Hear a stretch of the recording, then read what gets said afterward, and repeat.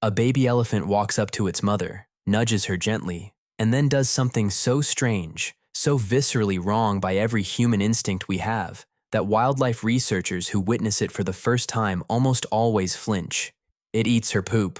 Not by accident, not out of confusion, deliberately, purposefully, like it needs to. And the thing is, it does. What's happening in that moment isn't disgusting.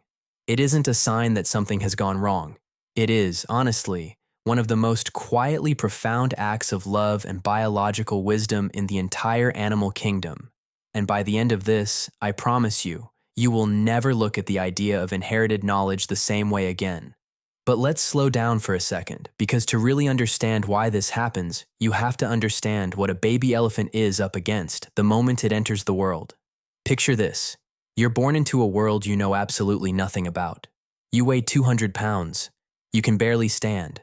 Your brain, which will eventually become one of the largest and most complex in all of nature, is still, in these first hours and days, profoundly incomplete. You have a mother nearby, a herd, safety, warmth, presence. But there is one problem that no amount of love or protection can immediately solve. Your gut is empty. Not just hungry empty, biologically empty, sterile almost. A newborn elephant's digestive system has no microbial ecosystem yet.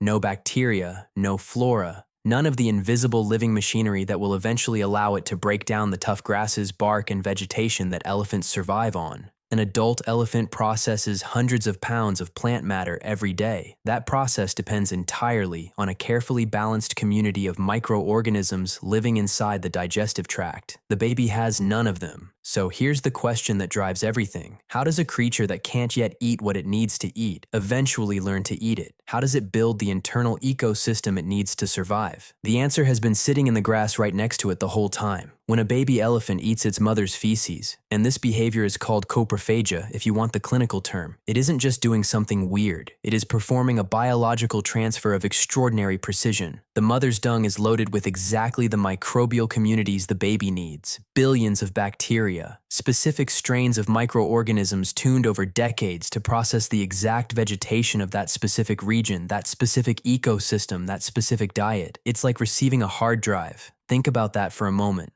The mother can't explain to her calf which plants are safe. She can't draw a map. She can't sit down and teach it about fiber fermentation and gut pH. But she can give it, in the most direct biological way imaginable, the interior architecture of her own survival, the operating system she runs on. Everything she's learned, not through thought, but through decades of living, encoded in microbial form and passed down in a single act. We've all heard the phrase, standing on the shoulders of giants, right? This is that. Except it's more intimate, more primal, and infinitely more honest than any metaphor we usually dress it up in. Here's where it gets even more interesting. Elephants are not the only animals that do this. Foals do it. Koala joeys do it. And in koalas, it's especially fascinating because the mother actually produces a specific soft, nutrient-rich form of feces specifically for the joey to consume during its transition from milk to eucalyptus. Her body adapts. She manufactures the transfer. She prepares it for them. But in elephants, there's a layer on top of this that I think deserves its own moment of stillness.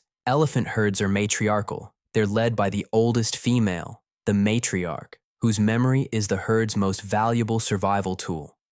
She remembers where the water is during drought years. She remembers which migration paths are safe.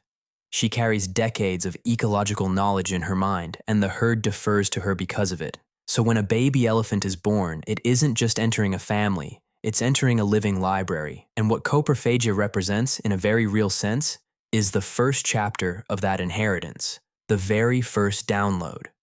Before the calf has ever tasted a blade of grass, before it has watched its mother cross a dry riverbed or learn to use its trunk, it receives something essential and invisible from her body, a biological head start that will shape its digestion, its health, and its resilience for the rest of its life. Now look, I know what some of you are thinking. Okay, it's biology, it's survival mechanics. Why does this matter to me? And honestly, that's the right question to ask, because here's where I want to push this further. We tend to think of knowledge transfer as something clean, formal, a textbook, a lecture, a conversation. We picture wisdom as something that gets spoken aloud, written down, passed from one conscious mind to another in some organized, dignified way. But the deepest transfers of knowledge, the ones that actually shape who we are, they don't usually work like that. Think about the most important things you know, the things that actually govern how you move through the world, how you handle fear, how you approach a stranger, whether your first instinct in a crisis is to freeze or to act, how much you trust your own body, your own mind. Where did those things come from? Not from a classroom, not from a YouTube video. They came from proximity, from watching, from absorbing the habits, the rhythms, the emotional textures of the people who raised you, who surrounded you, who shaped your earliest environment. You were doing coprophagia, metaphorically. You were consuming the ecosystem of the people around you and building your inner world out of it. That's not a criticism. It's just what living things do.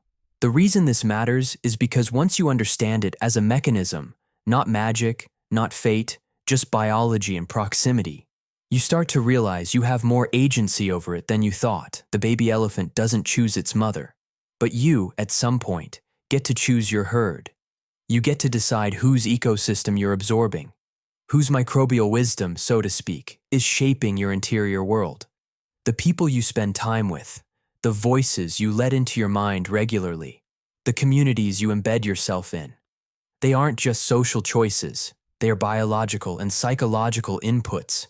They are shaping your internal architecture in ways you won't fully see for years. This is why certain environments seem to produce extraordinary people not once, but over and over again. It's why certain families seem to pass down resilience across generations, while others pass down anxiety. The contents of the transfer change, but the mechanism is the same. The mother doesn't lecture the calf. She just lives, and the living is enough. Here's the payoff I promised you at the beginning. The baby elephant eating its mother's poop is not a failure of elegance. It is not a design flaw. It is the most direct possible answer to an impossible problem. How do you give someone what took you a lifetime to accumulate before they've even had a chance to begin? You give them your biology. You give them your presence. You give them the invisible, living record of everything you've survived. The surprising answer, the one hiding inside what looks like something repulsive, is that this is how inheritance actually works. Not through words, not through instruction, through contact, through proximity, through the simple, stubborn act of being near someone long enough that something essential moves between you. The matriarch doesn't know she's teaching. The calf doesn't know it's learning. And yet, in the quietest and most honest way imaginable, the knowledge travels. So the next time you're thinking about the people in your life, the ones you're learning from, the ones you're raising, the ones you're simply near, maybe ask yourself, what am I transferring? What ecosystem am I offering to the people in my orbit? Because they're absorbing it, whether you intend it or not. The elephants have known this for millions of years. We're just starting to catch up. Subscribe to the channel. Every week we bring you fascinating videos covering everything from hidden mysteries and shocking discoveries to incredible stories that will change the way you see the world. Don't miss out on the next one.